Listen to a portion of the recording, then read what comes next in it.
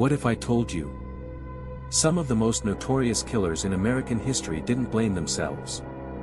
They blamed demons. Not metaphorically. Not symbolically. Literally. They claimed voices. Possessions. Dark forces guiding their hands. Now here's the uncomfortable question.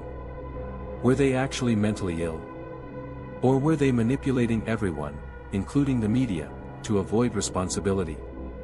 Because here's the truth about dark psychology. Sometimes the most terrifying monster isn't a demon. It's a human who knows how to use belief as a weapon.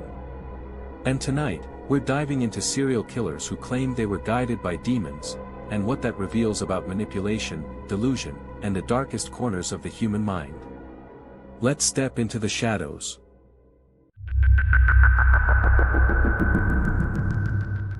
In the late 1970s, New York City was terrified. A man named David Berkowitz shot random couples and left letters signed, "Son of Sam." But here's where it gets strange.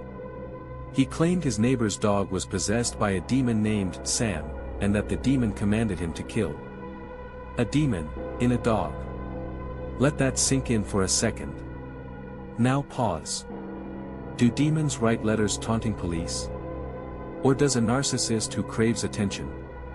Because here's what dark psychology teaches us. When someone commits horrific acts, blaming an external force can remove responsibility, increase mystique, create fear-driven mythology, and sometimes reduce legal consequences. And guess what? The media amplified it. Headlines screamed, "Demon Killer." The story became bigger than the man. Fear sells. And he knew it. Later in life, Berkowitz admitted much of the demon story was fabricated. Not possessed. Just manipulative. If someone tells you, "I had no choice," do you automatically believe them?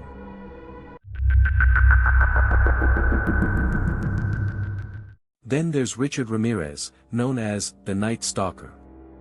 He didn't just claim demons influenced him. He openly worshipped Satan. Pentagrams at crime scenes. Occult symbols. Declarations of allegiance to darkness. In court, he said, "You don't understand me.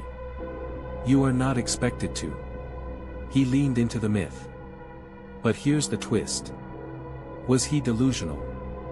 Or did he understand the power of fear branding? Because fear makes you unforgettable. And in dark psychology, notoriety equals power.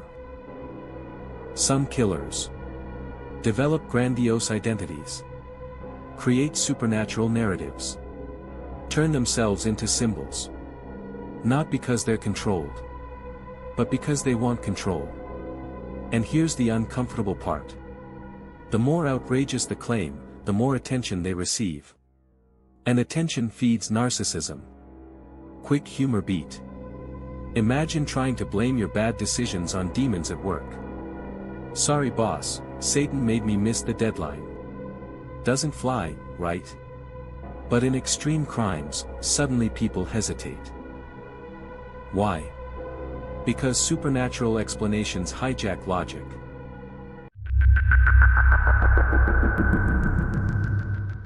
Now let's slow this down.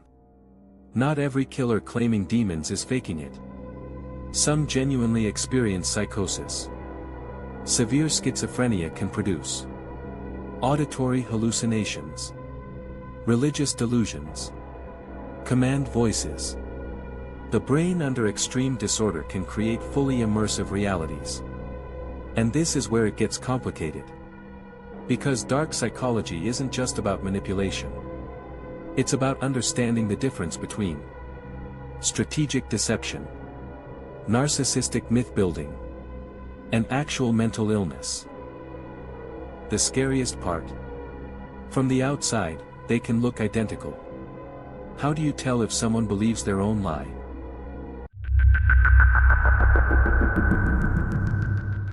Here's the truth most people miss. Blaming demons is a psychological defense mechanism. It's called externalization. When someone refuses responsibility, projects their urges outward, creates a supernatural scapegoat, they protect their ego. Because saying, "I wanted to do it," is far more terrifying than, "A demon made me do it." And this doesn't only apply to serial killers. It shows up in everyday manipulation. "You made me angry. I had no choice. It wasn't me." Sound familiar?